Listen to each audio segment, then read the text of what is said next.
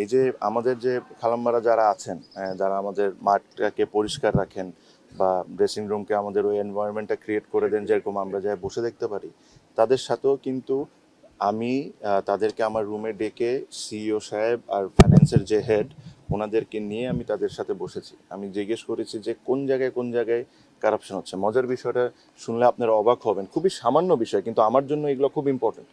এই মহিলাগুলা প্রতিদিন কষ্ট করে তার পরিবার চালায়। আমি আমার বেতন 6 মাস 1 বছর 1 মাস পর বা 2 মাস পর পেতে পারি, আমার সমস্যা হবে না।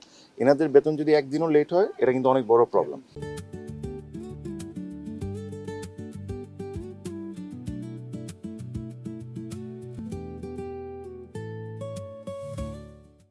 তো আমি তাদেরকে ডাকলাম, যে জিজ্ঞেস করলাম যে কি সমস্যা। তো বলে যে আমাদের থেকে টাকা নেয়। তো টাকা নেয় কিভাবে? তো আমি বিসিবির সবাইকে ডেকে জিজ্ঞেস করলাম যে কি ব্যাপার। বলে যে এদের টাকা তো ব্যাংকে যায় ডাইরেক্টলি, তো এখান থেকে তো নেওয়া সম্ভব না আনটিল আনলেস ওনারা ব্যাংক থেকে বের করে অন্য কাউকে দিয়ে দিচ্ছেন না। তারপরে হিসাব করে দেখলাম যে গন্ডগোলটা হলো ওভারটাইমে করছে কি, আপনার অনেক ক্ষেত্রে যার বেসিক স্যালারি যতটুক তার চেয়ে বেশি অনেকে ওভারটাইম পাচ্ছে।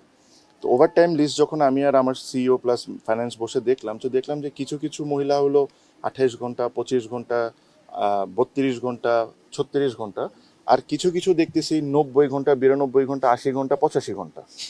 তো আমি বুঝলাম যে কাহিনী আছে এখানে। যে 3-4 জন মহিলা বসেছিল, আমি তাদেরকে নাম জিজ্ঞেস করলাম, তারা তো কমপ্লেন নিয়ে এসেছেন।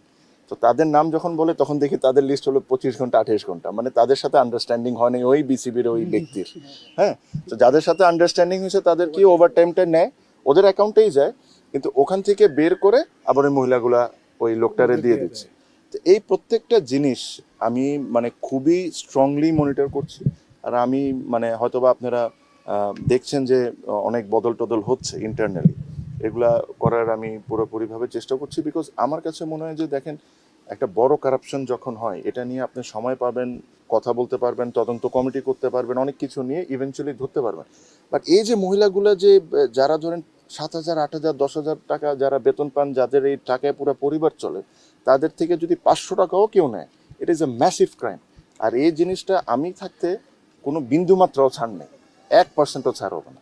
সো এই জিনিসগুলো আপনাদেরকে জানানোটাও ইম্পর্টেন্ট। আপনারাও এই জিনিসগুলো তুলে ধরবেন, সো দ্যাট পরবর্তীতে কেউ যদি কোম্পানি এসে এরকম টেন্ডারে কাজ পায়, এই ধরনের 2 নম্বরে যেরকম না করতে পারে। আর আপনারাও নজর রাখবেন, এটা আমার আপনাদের রিকোয়েস্ট আমার পক্ষ থেকে, এই ধরনের কোনো গরিবের যেরকম কোনো সমস্যা না হয়।